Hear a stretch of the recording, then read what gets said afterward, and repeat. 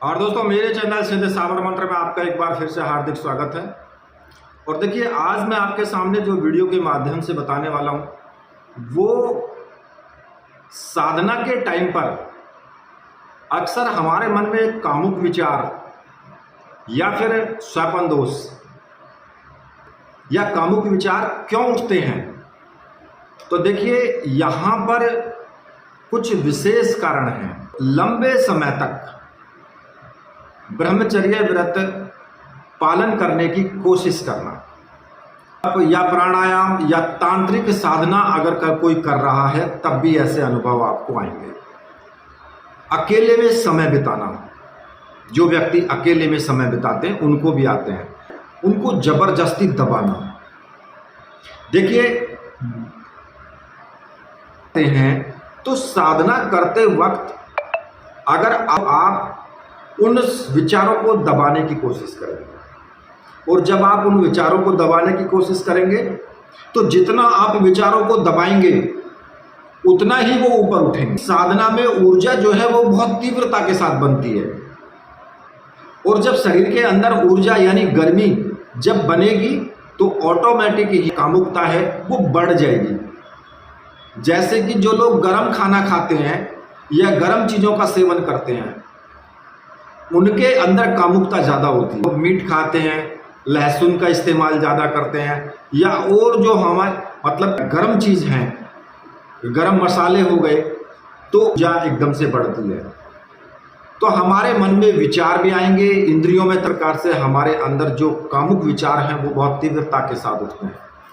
और इसके कुछ साधना कर रहे हो, अब साधना में आप मोबाइल का यूज़ कर रहे हैं, मोबाइल देख रहे हैं, ऑटोमेटिक आपके सामने है या फोटो देखते हैं तो उसमें क्या होगा कि आपके सामने तुरंत ही कोई रील आ जाएगी। और आजकल तो आप देख ही रहे हैं कि आजकल रील कैसी आ रही है, चाहे आप इंस्टाग्राम पे देख लो, चाहे आप फेसबुक पे देख लो या यूट्यूब पे देख लो।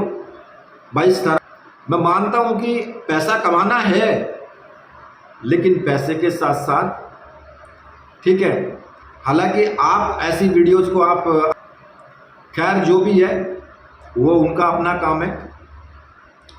एक तो पहली बात तो मोबाइल वाली बात आ गई। दूसरा बात करते हैं तो अगर सामने वाला व्यक्ति कामुक विचार वाला है और वो आपसे कामुकता की बात कर रहा है तो 100% आपके मन में भी कामुक के विचार आएंगे। ठीक है, काम तो खैर सभी के अंदर है और उठता भी है।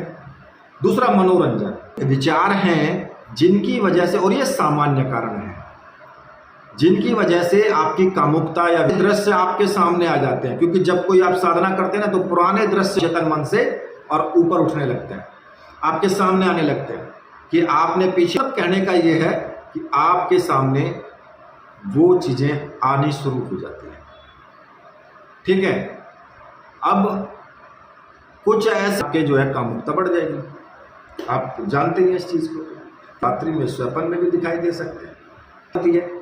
मान लिया कि आप विमुख भावनाओं को जो है मतलब आप दबाते हैं या फिर आप उसी विषय पर बार बार, स्वपन दोष क्या होता है कि सामान्य प्रक्रिया है ये।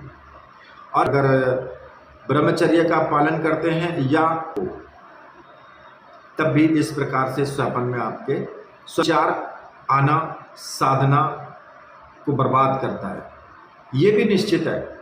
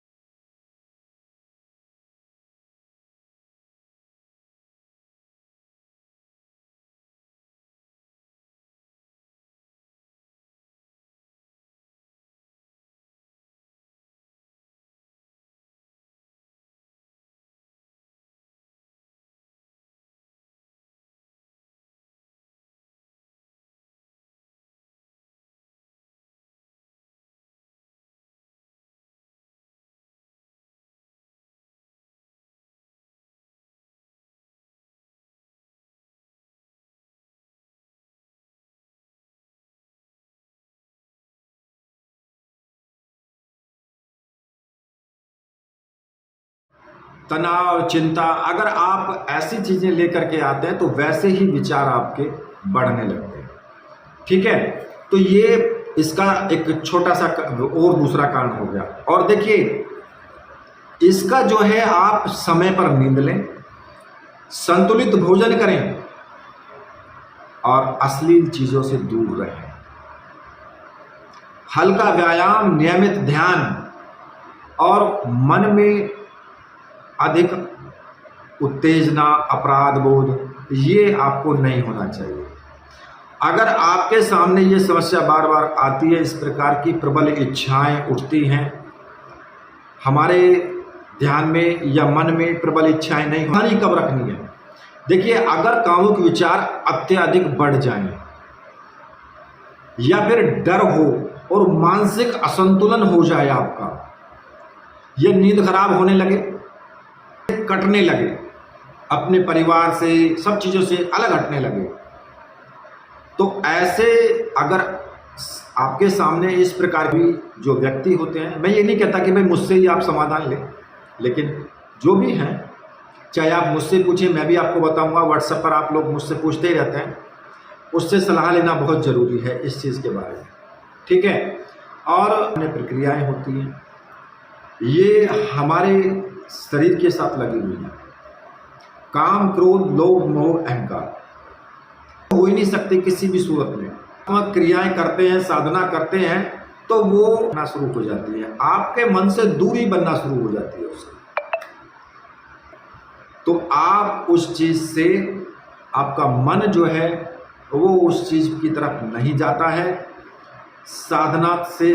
लेकिन ये जो स्थिति है, ये कब आती है? जब आप धीरे धीरे साधना को आगे बढ़ाते रहेंगे। एक टाइम होता है, एक स्टेप, तो ऐसी स्थिति जब आ जाती है, तब ये हमारे सामने इस प्रकार से ये सब चीज़ें अलग हटती हैं। मैंने कुछ आपको बताए हैं इस वीडियो के अंदर कि भाई साधनाओं में कामुक विचार आना या स्वपन दोष होना क्यों ऐसा होता है, इसके बारे में। इसी के साथ मैं आपसे विदा लेता हूँ। मेरे साथ बोलिए, बोलिए वीर बजरंग बली हनुमान जी महाराज की जय। बोलिए मेरे परमहंस गुरुदेव की जय।